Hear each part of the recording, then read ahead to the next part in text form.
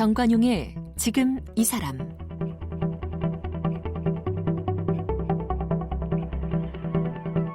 여러분 안녕하십니까? 정관용입니다. 촛불혁명 불러온 이 최순실의 국정농단 사건, 또 황우석 교수의 줄기세포 논문 조작 사건, 영화 도가니의 소재인 광주 인화학교 성폭력 사건, 또 국정원 불법 댓글 사건, 여러분 혹시 이 사건들의 공통점이 뭔지 아시겠습니까? 바로 이 내부 고발로 진실의 문을 열고 우리 사회를 변화시킨 그런 사건들입니다. 이처럼 내부 고발이나 공익 제보자의 역할이 매우 중요하지만 사실 이런 결정을 내리기는 쉽지 않죠. 예외 없이 보복, 불이익, 또 조직의 배신자, 이런 견디기 힘든 꼬리표와 불이익이 따라붙기 때문입니다. 그래도 지난 2011년 공익신고자 보호법이 시행된 이후로 공공기관에 접수된 공익신고 건수가 급증했다고는 하는데 과연 우리 사회는 이들을 제대로 보호하고 있는 걸까요? 특히 요사이 김태우 청와대 특감반의 전 수사관, 또 신재민 전 기재부 사무관의 폭로가 과연 공익제보냐 아니냐, 정치권의 논란도 뜨겁고 해서 오늘 이분을 좀 모셨습니다. 우리나라 내부 고발의 효시라고 할 수 있죠. 1986년 보도지침 폭로의 주인공이시고요. 지금 내부제보 실천운동의 상임 대표를 맡고 계신 김주원 대표를 함께 만나봅니다.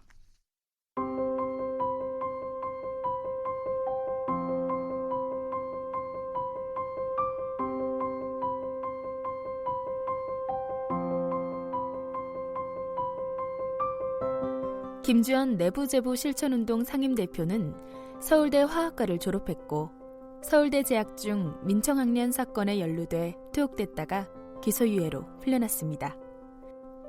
1980년 한국일보에 입사해 다양한 분야에서 기자로 활동하던 1986년 진보 성향의 시사월간지였던 마을 특집호를 통해 당시 군사 독재 정권의 언론 통제 수단이었던 보도지침을 폭로해 구속됐습니다. 이 사건은 우리나라 내부 고발의 효시로 평가되고 있는데요. 이후 김주원 상임대표는 1987년 집행유예로 풀려난 뒤 한국일보에 복직합니다. 1998년에는 19년간 근무했던 신문사를 떠나 언론개혁시민연대를 창립하고 사무총장을 맡아 시민운동에 뛰어들었습니다. 한국기자협회장을 비롯해 한국언론재단 연구이사, 신문발전위원회 초대 사무총장과 반부패 국민연대 이사를 역임했고 현재 내부제보 실천운동 상임대표와 열린미디어 연구소 이사를 맡고 있습니다. 대통령 표창과 가톨릭 자유언론상, 안종필 언론상을 수상했고 지난 연말에는 송건호 언론상을 수상했습니다. 저서로는 한국의 언론 통제가 있습니다. 내부제보 실천운동 김주원 상임대표 나오셨습니다. 어서 오십시오. 네, 안녕하세요. 네. 네, 오랜만에 뵙겠습니다. 오랜만에 뵙습니다. 예. 지난 연말에 송건호 언론상을 타셨네요. 예, 그렇습니다. 예. 그 송건호 선생 전 한겨레신문 사장 지내셨던. 예. 맞죠? 그렇습니다. 송건호 선생님 하면은 뭐 제가 언론사 기자 생활을 하면서 하나 제 인생의 사표처럼 이렇게 모시고 있던 분인데요. 네. 뭐 잘 아시는 것처럼 1974년도 동아일보 기자들이 해직될 때, 그렇죠. 그 강제 해직됐었는데 거기에 잠시 못하고 자기도 함께 동조 사표를 내고 그만두신 그런 분이십니다. 네.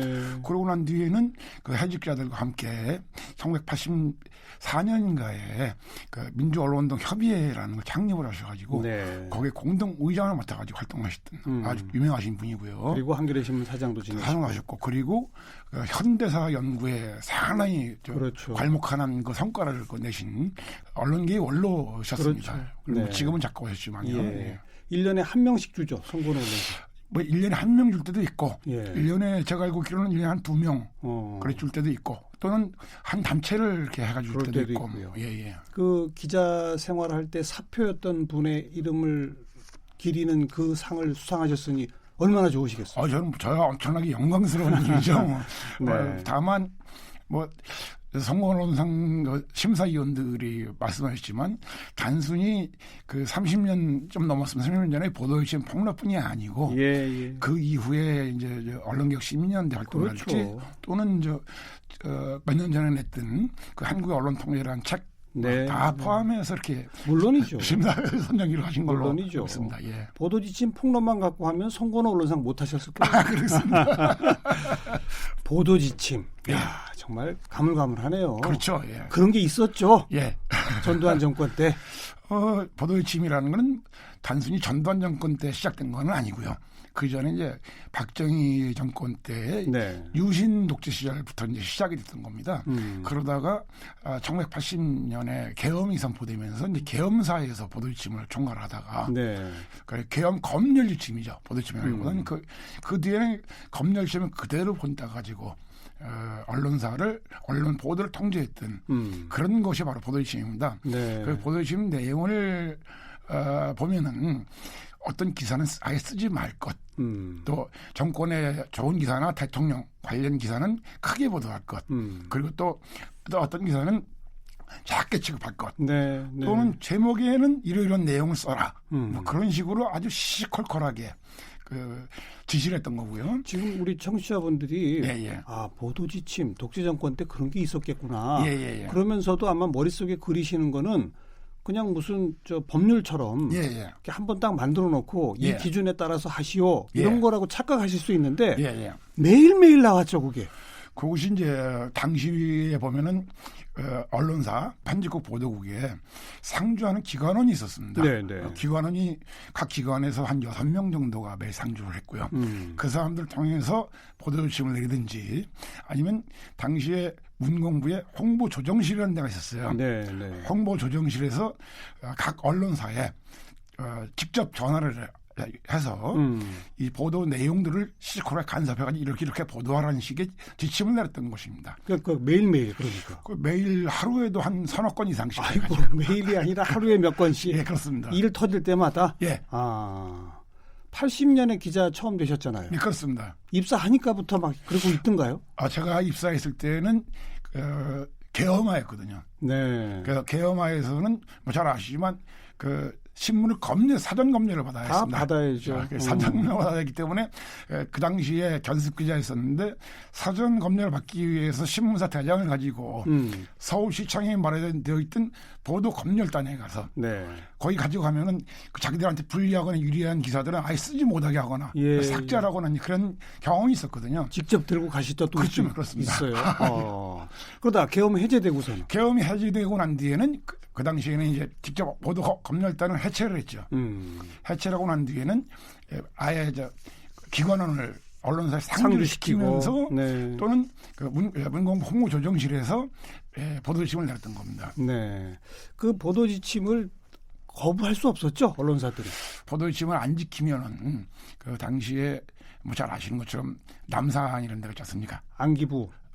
근데 그 박정희 정권에는 중앙정보부였고 거기에 끌고 가서 폭행을 하는 거죠. 기자들을 그냥 바로 끌고 가서. 그래가 그런 경우도 있고 또 하나는 그 당시만 하더라도 그 신문사의 폐간 신문사를 없애는 해체시키는 권리가 누구한테 있었냐면 문공부 장관이 가지고 있었어요. 그렇죠. 그게 바로 이제 언론기본법에 되어 있었는데 그 보도지침을 안 지킬 경우에 아예 신문사를 폐간하겠다고 협박하기도 하고. 그렇죠. 뭐 그러니까 그 언론사 입장에서는 안 지킬 수가 없었던 거죠. 네. 그걸 이제 기자 초년병부터 그런 시절을 쭉 한 6년 지내시다가 그렇죠. 86년에 어쩌다가 이걸 좀 알려야 되겠다라는 마음을 먹게 되신 겁니까? 그 당시에 보도지침을 보면은 일반적으로 외근 기자라고 하죠. 취재 기자. 취재 기자 같은 경우에는 보도지침이 있는지 여부를 잘 모릅니다. 모르겠죠. 그런데 이제 제가 그 당시에는 내근 기자, 편집부 기자를 했거든요. 편집부 기자를 할 때는 그 데스크 부장급들 데스크 책상에 보도지침이 사본이 계속 나왔어요. 항상 놓여 있겠군요. 그렇죠. 놓여 있더니 그걸 참고를 해서 신문을 제작하라 이거죠. 그렇죠. 그러니까 그걸 있던 거를 알게 됐고, 그리고 그걸 보니까 우리가 제도 언론 기자라는 식의 비판을 듣는 것이 이런 이유 때문이었다는 게 하나 있고, 또 한 가지는 당시만 하더라도 저하고 같이 학교 다닐 때, 대학 다닐 때 학생 운동했던 많은 친구들이 그 제야에서 민주화 운동을 하다가 예. 투옥되기도 하고 이제 감옥에 가기도 하고 숱하게 끌려갔죠. 많이 끌려갔죠. 네. 그런 친구들이 상당히 많이 있었습니다. 예. 그런데 그런 사람들을 민주화 운동을 하는데 네. 거기에 대해 나는 가만히 제도론에 앉아가지고 이렇게 등 따숩게 월급 받아먹고 일하고 있다는 것이 정권이 시키는 대로 신문 만들고 그게 안 되겠다 이거죠. 그래서 예. 그 사람들한테 진 빚은 내가 갚아야 되겠다. 그런 생각도 뭐 들었던 건 사실이고. 네. 그리고 또 언론이 이렇게 통제받아서 이제 한국이 민주화되지 않고 있고 독재가 형행할 수 있다라는 그런 느낌도 있고 여러 가지 이제 복합적으로 작용하게 된 부분이 있는 거죠. 그래서 보도 지침을 하나하나 모으기 시작하셨어요? 하나하나 모은 건 아니고 예. 처음에 이제 모으려고 생각을 하다가 예. 그걸 이제 신문사 편집국의 서무 책상 자리에 그걸 철해놓은 보도 지침 철이 있었어요. 다 모아놨어요? 그 매일매일 이제 말하자면 지시해가지고 모아놓은 철이 있었습니다. 야, 부끄럽지도 않은가 그걸 어떻게 모아놨대요? 나중에 무슨 증거 자료 쓰려고 그러는지 어떻게 했는지 모르겠습니다. 어쨌든 예. 모아놓은 철이 있어서 그 철을 편집 기자로 야근할 때 아무도 모르게 복사를 해가지고 이야. 건네준 거죠. 그래서 예. 그걸 들고 어디로 가신 거예요? 해가지고 그걸 가지고 예. 그 전에 민주언론운동협의회 송건호 선생이 공동의장이셨던 민주언론운동협의회.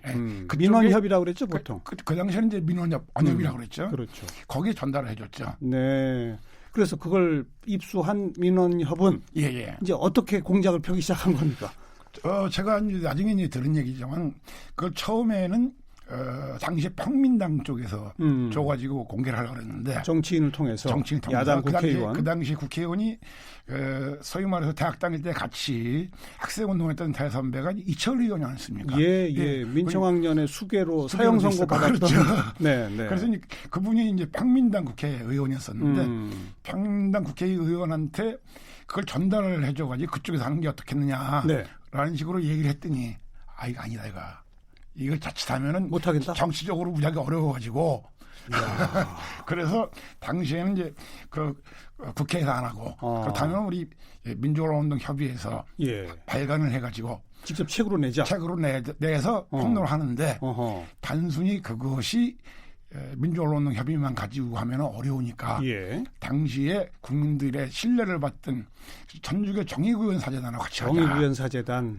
그리고 천주교 정의구현 사재단에 같이 운동을 하던 선배가 또 한 분이 계셨는데 그분이 이제 김정남 선배라고요. 뭐 잘 아실 겁니다. 지난번에 그렇죠.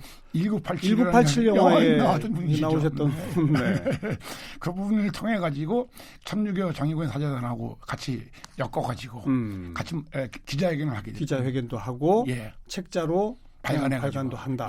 그때 이제 말지라고 하는 형식. 말지 특집호 뭐 이런 식으로. 말지였었는데 말지를 조금 설명을 하면 민주언론운동협의회에서 신문에 보도되지 않은 사건들을 중심으로 해가지고 매월 냈던 잡지가 말지입니다. 그걸 그거는 보도 통제의 대상이 안 됐었어요. 아니죠. 보도 통제 대상 될 수가 없죠. 그런데 이제 말지를 발간할 때마다 기자들이나 또는 발행인들이나 아니면 거기 운영위원들이나 한 사람 꼭꼭 경찰서에 가서 보름 동안 부리로 살고 나오는 잡혀가서 몰래 찍어가지고 뿌리고 그렇군요. 그런 상황이었습니다. 보도 지침 그거 인쇄하는 것도 쉽지 않았을 텐데요. 제가 알고 있기로는 아예 비밀 편집실을 만들어가지고 아무도 모르는 그 조그만 장소를 얻어가지고 거기에서 하는 작업을 비밀 편집실을 만들어 작업을 했고요. 그리고 이제 그 당시 인쇄도 무지하게 어려웠죠. 그러니까 인쇄소 사장들이 다 잡혀갈까 두려워서 안 해줄 거 아니에요. 그런데 이제 그 당시에도 또 그 비밀 예하는 또 인쇄를 해주시는 분들이 또 민주운동 했던 분들이 또 있습니다. 이제 그분들 통해 가지고 그걸 발간하게 된 거 인쇄를 해서. 그게 폭로되고 파장이 대단했죠. 글쎄 뭐 저도 그렇습니다. 저는 이제 폭로하고 난 뒤에 바로 잡혀가지는 않았습니다. 그걸 그때까지만 하더라도 민원협에서 우선 이건 우리가 어디서 입수했는지를 비밀에 붙였을 거 아니에요. 처음에는. 그리고 물론 다 도망쳤을 거 아니에요. 다 도망쳤죠. 그러니까 그러다가 이제 민원협 사람들도 다 하나둘 잡히고 이제 김주원 이름도 나오고 그렇죠. 그래서 잡혀가시고. 근데 이제 그 다음 해에 87년 6월이 이제 벌어지고 어찌 보면은 이렇게 오랫동안 복역하셨어야 할 수도 있는데 그 덕에 좀 일찍 나오시게 된 거죠. 그렇죠. 뭐 당시에 80년 6월 항쟁 바로 직전에 나왔으니까 그렇죠. 그 당시 사회 분위기를 봐서도 그렇고 네. 최근에 그 당시에 만났던 판사가 그 당시 1심 판사가 박태범 판사라는 분인데요. 박태범 판사를 작년에 만난 적이 있습니다. 무슨 자리가 있어가지고 만났는데 그때도 자기가 고민을 많이 했는데 외부에서 압력을 많이 받았던 모양입니다. 당연히 그랬겠죠. 압력을 많이 받았는데 그럼에도 불구하고 일단 집행유예라도 무죄는 아니고 집행유예라도 풀어주고 보자라는 그런 이제 생각이 있었다라고 말씀을 하시더라고요. 네. 그리고 다시 이제 언론사에 복직하셨고 바로 복직은 안 됐던가요? 바로 복직은 못했고요. 그 6월 항쟁이 이제 6월 말이 끝나고 난 뒤에 6.29가 나고 난 뒤에 복직을 했죠. 복직을 하셨고 그리고 이제 98년까지 기자 생활을 하시고 그다음에 이제 언론개혁시민연대도 만드시고 또 그런 활동을 하셨는데 86년 그 보도지침 폭로를 우리 사회 내부 제보, 내부 고발의 첫 효시다라고 말해도 맞죠? 글쎄, 그걸 당시에는 내부 고발이란 말이 없었습니다. 그렇죠. 당시에는 없었고 당시에는 이제 주로 나왔던 것이 양심 선언이다. 그런 말로 표현을 했었는데 양심 선언이 있던 것이 86년도에 보도지침 폭로가만 있었고 그리고 이제 그 뒤에 바로 정권이 바뀐 뒤에 윤석영 이병 보안사 윤석영 이병 민간인 사찰 리스트 리스트를 이제 폭로했는데 그때도 양심 선언이라고 그랬죠. 그러다가 내부 고발이라는 또는 공익 신고라고 이제 조금 부릅니다만 그것이 된 것이 이문옥 감사관님이시죠. 감사관. 이문옥 감사관이 감사 비리인데 다시 말해서 그 대기업의 비업무용 부동산 그걸 감사를 했다가 그걸 보도하지 않으니까 이제 그걸 이문옥 감사관이 폭로했죠. 그래가지고 이제 그때부터 이문옥 감사관이 부패 방지법을 만들어서 내부 고발자를 보호하는 법안을 만들어야 된다는 식으로 노력을 해가지고 그래가지고 처음에 만들어진 것이 부패 방지법입니다. 부패 방지법이 만들어지면서 그때부터 이제 내부 고발이라는 말이 정식으로 사용하게 된 거죠. 어찌 보면 김주원 상임대표는 80년대에 엄혹했던 독재 정권의 민주화 운동에 동참하는 의미의 보도지침 폭로 그렇죠. 이런 게 돼가지고 또 그 현장 자체도 언론계고 하다 보니까 이걸로 인해서 언론계 내에서 무슨 뭐 불이익과 왕따를 당한다든지 뭐 이런 거는 사실 딴 데보다는 적었을 거 아닙니까? 딴 데보다는 적었죠. 그런데 이제 그 이후에 90년대 이후로 쭉 이어진 그런 이 내부 고발 공익 제보는 하나같이 본인 스스로 굉장한 고초를 겪어야만 했던 거 아닙니까? 그렇습니다. 그렇죠. 특히 대부분의 내부 고발자들이 다 겪는 그런 고통이긴 하지만 가장 커다란 것이 일단 그 배신자라는 낙인 찍힘이 가장 큰 문제였었고요. 두 번째로는 그 회사나 아니면 자기가 속했던 그 직장에서 고발을 해가지고 고발을 해가지고 그걸로 인해 가지고 재판에 계속 끌려다녀야 되는 그런 게 하나 있고요. 또 하나는 아예 해고를 시킵니다. 해고를 시키게 되면 자기 생활 것 때문에 어려움을 겪었던 사람들 하나님 많이 있는 걸로 알고 있고요. 그리고 복직을 하고 난 뒤에도 다시 또 해고시키고 그리고 일도 안 주고 아까 이문옥 감사관 말씀하시고 부패방지법 얘기했지만 2011년인가 그 공익신고자 보호법이라는 것도 만들어졌죠. 그 별도의 법으로 만들었죠. 그러니까요.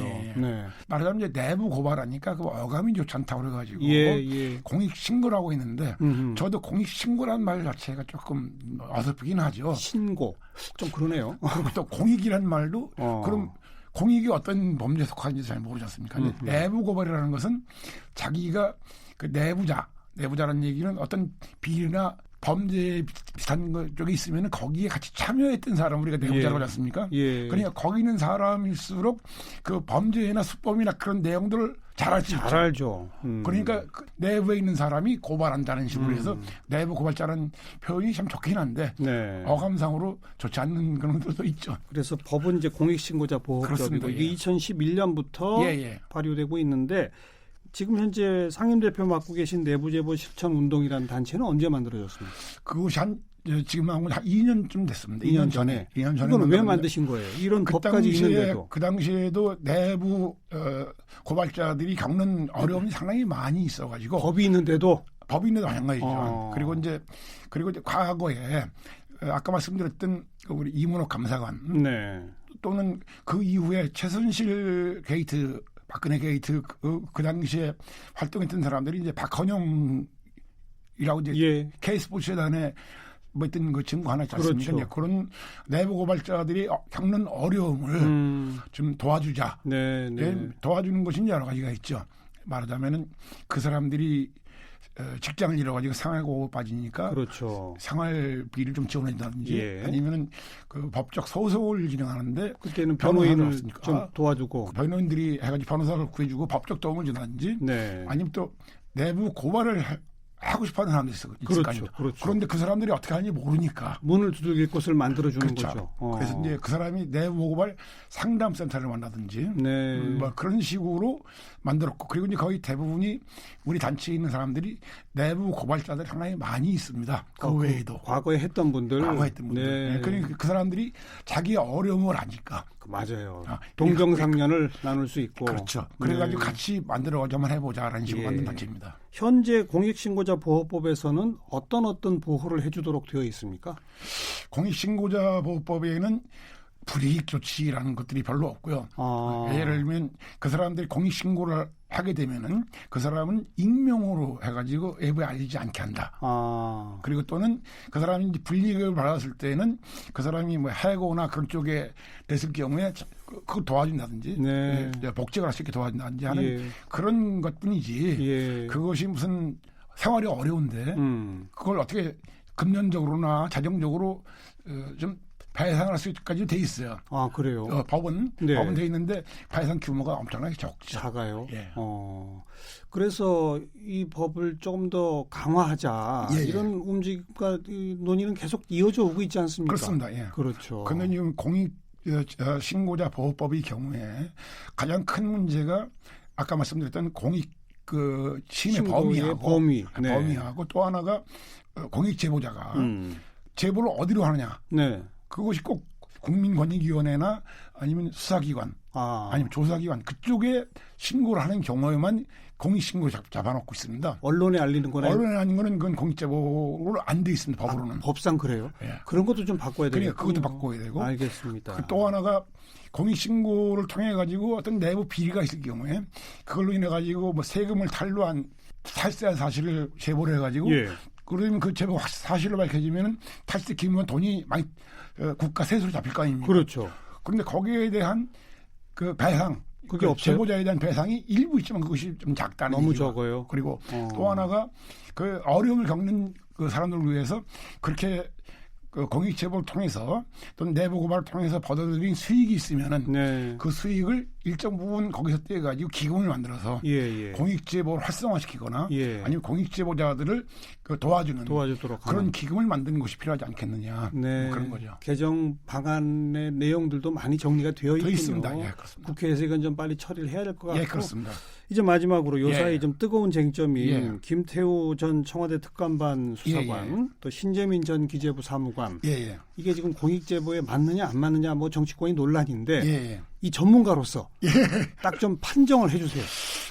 김태우 감사관, 이제 수사관하고 수사관. 그리고 저 신재민 전 사무관하고 좀 차이가 있다고 생각합니다.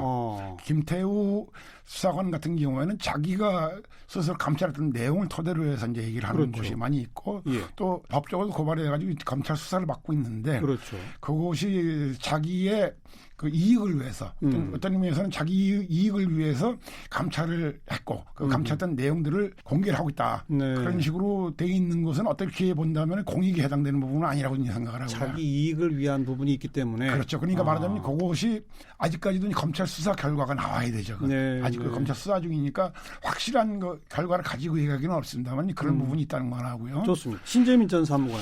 저는 이제 신재민 사무관의 경우에도 법상으로는 공익신고나 내부 고발을 보기 어려운 부분이 있습니다. 아까 말씀드렸던 것처럼 처음에 고발했던 국민권익위원회나 수사기관이 아니라 그렇죠. 유튜브로 했으니까. 그러니까 일단 그게 하나 있고 또 두 번째는 그 신고 내용이 어떤 의미에서는 정책 결정, 최종적으로 정책 결정을 해야 되는 그 과정에서 자기 소신과 신념, 양심 거기에 반하는 그 청와대 지시나 그런 것들이 내려왔을 때 그것이 실무자들의 의견을 완전히 묵살한 외압이냐 아니냐 아니면 정책 결정 과정의 하나의 과정이냐 협의였느냐 외압이었느냐 그것이 차이가 좀 있는 것 같고요. 그건 바라보는 시각에 따라 좀 다르죠. 그런데 대신에 법적으로는 아니지만 일반 시민단체에 볼 때는 내부 고발 쪽에 해당되는 거 아니냐는 의견도 있어요.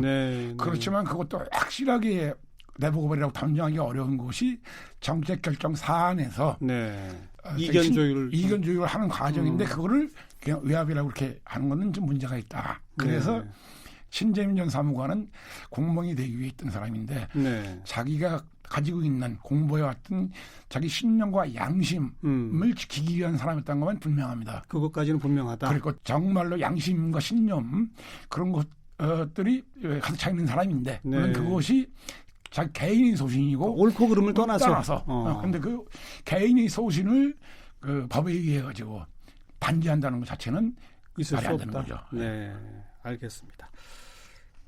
지금 이 방송을 들으시는 분들 가운데 정말 내가 이거 내부 고발해야 되나 말아야 되나 고민하고 계신 분들이 있을 겁니다. 마지막으로 그분들께 한 말씀 해주시면. 그건 서슴지 마시고 일단 국가권익위원회를 찾아가시거나 아니면 저희 내부제보실천운동 저희 홈페이지가 있거든요. 그쪽에 한번 찾아오시면은 내부제보를 어떻게 하고 그리고 할 수 있는 방안들을 갖다 자세히 소개를 해드리고 또 아니면 그걸 전화를 통해서 상담도 해드리고 또는 거기에 따르는 여러 가지 그 위험 요소들이 있고 자기가 자칫하면은 이제 자기 이름이 공개돼가지고 분리가 받지 않겠느냐는 그런 생각이 있는데 저희들은 그런 부분을 철저하게 익명으로 보호하고 있으니까 거리낌 없이 찾아오셔야죠 됩니다. 그리고 그 내부 고발이 있어야지만 실제로 우리 사회가 청렴 사회로 나갈 수 있는 결국 지름길이 되리라고 저는 생각을 하고 있습니다. 사실 이건 우리나라만의 일이 아니고 그렇습니다. 모든 선진국도 과거에 다 이런 일을 겪었지 않습니까? 예, 그렇습니다. 영국에 뭐 한 가지 재밌는 얘기가 영국에서는 할머니들 조심하라 하는 얘기가 나옵니다. 할머니를 조심하라? 할머니들이 집에서 이렇게 가까이 앉아서 계속 길이나 그런 이쪽을 쳐다보고 계시지 않습니까? 창밖을 내다보고 있는 할머니. 그렇죠. 그러니 창밖에서 무슨 일이 일어나고 있는지를 그 사람들이 보고서 다 보호를 한다는 얘기입니다. 말하자면은 그 공익신고보호법이나 내부고발을 보호하는 법률 자체가 어떤 의미에서 사회에서 일어날 수 있는 비리나 부패를 예방하는 차원의 중요한 조치라고 저는 생각을 합니다. 시민의 참여 그리고 부릅뜬 눈 이런 것들이 민주사회를 만들어간다. 그렇습니다. 그런 거죠. 오늘 내부제보 실천운동 김주원 상임대표 함께 만났습니다. 고맙습니다. 고맙습니다.